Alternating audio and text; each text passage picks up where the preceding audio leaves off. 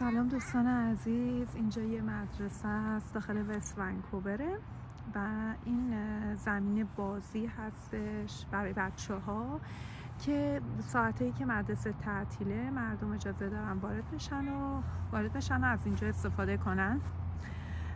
زمین بسکت، برای فوتبال مثلا این زمین خیلی مناسبه، برای بازی دیگه.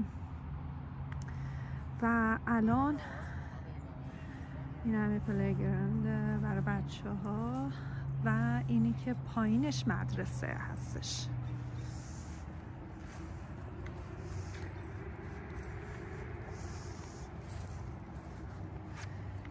و اگه من بتونم این رو بگیرم خیلی جالبه. همیشه رسمش میکنیم داخل کتابای راهنمایی، رسمایی داشتیم آخر امتحانا میومد. تقریبا اگر بشه تو فیلم بیفته همون شکله.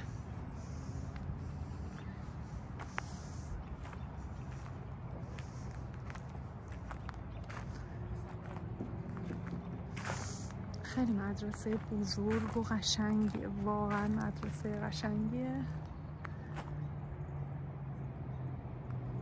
چه آرامشی داره اینجا،